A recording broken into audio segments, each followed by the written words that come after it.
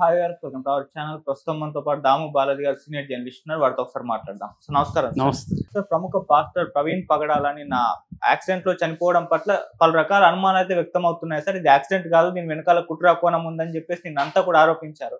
ఇప్పుడు అసలు చంపింది ఎవరో తెలిసిపోయింది అని చెప్పేసి చాలా మంది పోస్టులు అయితే పెట్టేస్తున్నారు. మరి ప్రముఖంగా వాళ్ళు ఎవరిని టార్గెట్ చేసి ఈ రకంగా ఆరోపణలు చేస్తున్నారు అండ్ పోలీసుల వర్షన్ ఏ విధంగా ఉంది సార్ మరి ఇప్పటివరకు ఈ విషయం?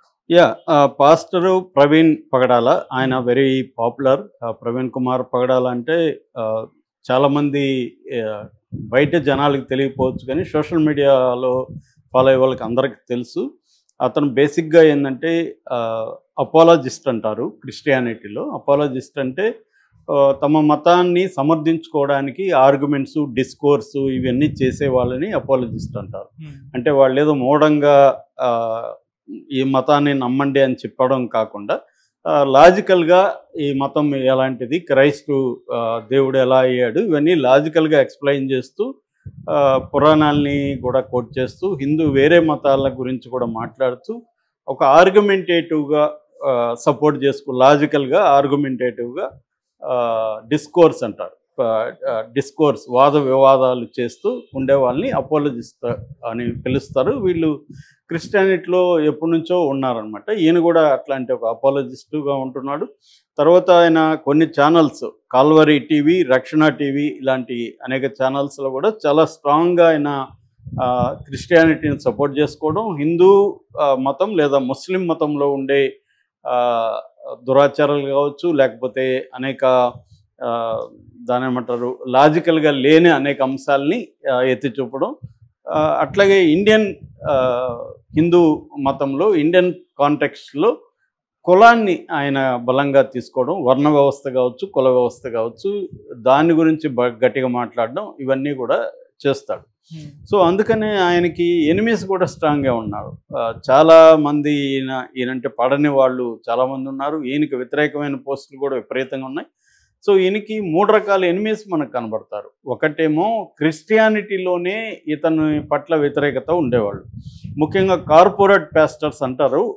ఇతను కొద్దిగా డౌన్ టు ఎర్త్ ఉన్నాడు, ఇతను సాధారణ క్రిస్టియన్స్కి దగ్గరగా ఉన్నట్టుగా మనకు కనబడుతుంది. కొంతమంది corporate pastors like Anil Kumar కావచ్చు, సతీష్ కావచ్చు, ఇలాంటి వాళ్ళు ఈయన పట్ల కొద్దిగా వ్యతిరేకత. ఎందుకంటే హార్మనీ ఉండాలి, ఇతర మతాలతో మన హార్మనీ ఉండాలి తప్ప ఇతర మతాలని అటాక్ చేయడం కరెక్ట్ కాదని నమ్మే క్రిస్టియన్స్ ఇతని పట్ల వ్యతిరేకత చూపించినట్టుగా అర్థమవుతాయి. రెండో వాళ్ళు హిందుత్వవాదులు, ముఖ్యంగా హిందూవాదులు అనే కంటే కూడా హిందుత్వవాదులు అంటే ఈ రైట్ వింగ్ బ్యాచ్, బీజేపీ కావచ్చు, ఆర్ఎస్ఎస్, ఈ బ్యాచ్ కూడా ఇతని పట్ల చాలా తీవ్రంగా ఉన్నారు. అట్లాగే ముస్లిం ఫండమెంటలిస్టులు కూడా ఇతని పట్ల చాలా తీవ్రంగా ఉన్నారు. మనం కానీ ఇప్పుడు చనిపోయిన తర్వాత పోస్టులు చూస్తే ఇతను మీద వ్యతిరేకంగా ఇప్పుడు కూడా చనిపోయినాడు అన్న ఒక కన్సర్న్ కూడా లేకుండా వ్యతిరేకంగా పోస్టులు చాలా వస్తున్నాయి. సో ఈ ముగ్గురులో ఎవరు చంపారు అన్నది ఇప్పుడు చర్చ. దీనికి ముందుగా అసలు ఏం జరిగిందని చూస్తే, మంగళవారం మార్నింగ్ ఆయన రాజమండ్రికి వెళ్తున్నాడు. తిరుపతి, మన హైదరాబాద్ నుంచి రాజమండ్రికి ఆయన రాయల్ ఎన్ఫీల్డ్లో బయలుదేరాడు. వెనకాల లగేజ్ కట్టుకొని బయలుదేరాడు అనేది ఒక కథనం. రెండవ కథనం రాజమండ్రి ఎయిర్పోర్ట్ నుంచి బయలుదేరాడని రెండవ కథనం ఉంది. ఏదేమైనా ఆయన వెళ్తూ ఉంటే కొవ్వూరు టోల్గేట్ దగ్గర మెల్లగా ఆయన దాడుతున్న విజువల్ మాత్రమే ఇప్పటి వరకు బయట వచ్చింది. సో దాని తర్వాత ఆయన ఈ మన రాజానగరం పోలీస్ స్టేషన్ పరిధిలో దివాన్ చెరువు, గామన్ బ్రిడ్జి అనే దారి ఉంటుంది. ఆ దారిలో ఆయన కొంతమూరుకి దగ్గరలో, కొంతమూరు ఆటో నగర్ రూట్ అది, కొంతమూరుకి దగ్గరలో నయారా పెట్రోల్ బంక్కి ఆపోజిట్లో యాక్సిడెంట్కి గురయ్యి చనిపోయినాడు అనేది కథనం అనమాట. వీళ్ళ ఫ్రెండ్ జనగామ రోషన్ అని బొమ్మూరు వెళ్ళది. వీళ్ళ ఫ్రెండ్ 11 గంటలకి పోలీసులకి ఫోన్ చేసి చెప్పాడు, ఇలాగా తను మాకు ఫోన్లలో అందుబాటు లేదు, బయలుదేరాడు, ఈ రూట్లో ఉన్నానని చెప్పాడు. అంటే వాళ్ళు ఆ రూట్లో పోలీసులు వెళ్ళి సెర్చ్ చేసినప్పుడు ఈ నయారా పెట్రోల్ బంక్ ఆపోజిట్లో రోడ్డుకి కింద బండి పడిపోయింది. బండి ఈయన మీద పడిపోయింది, హెల్మెట్ ఉంది, తలకు గాయాలయ్యాయి, పెదాలు పగిలిపోయాయి. సో వాళ్ళు పోలీసులు ఇది యాక్సిడెంటు, ఆయన ఫస్ట్ ఏమని వచ్చిందంటే ఏదో గుర్తు తెలియని వెహికల్ గుద్దేసి వెళ్ళిపోయిందని వచ్చింది. దాని తర్వాత మేము సీసీటీవీలో పరిశీలించాం. ఈయన రోడ్డు నుంచి ఈయన బైకే స్కిడ్ అయిందా మరి ఏమైందో తెలీదు. బైకే పక్కకి వెళ్ళిపోయింది, పడిపోయింది. ఆయన మీద పడడంతో ఆ వెయిట్కి ఆయన చనిపోయాడు అని పోలీసులు చెప్తున్నారు. ముఖ్యంగా అక్కడ local CI Rajanagaram CI Prasanna Veeraiah Goud అదే అనౌన్స్ చేశాడు. ఎస్ఐ మనోహర్ దీని మీద ఇది చేస్తున్నాడు. దాని తర్వాత తూర్పుగోదావరి జిల్లా ఎస్పీ నరసింహకిషోర్ కూడా దీని మీద తీవ్రంగానే స్పందించారు. ఇది క్లియర్గా యాక్సిడెంటే, మేము 5 బృందాలని పెట్టాము, ఇంకా కూడా మేము పరిశీలిస్తున్నాం. మొత్తం సీసీటీవీలన్నీ కూడా అక్కడ నుంచి ఆయన ఎయిర్పోర్ట్ నుంచి అన్నారు, ఎయిర్పోర్ట్ నుంచి సీసీటీవీలన్నీ కూడా మేము చూస్తున్నాము. కానీ ఈ లోపల మీరు లేనిపోని ప్రచారాలు తీయకండి, అట్లేమన్నా చేస్తే మేము అరెస్ట్ చేసి కోర్టుకు పెడతామని కూడా ఆయన తీవ్రంగా హెచ్చరికలు చేశాడు.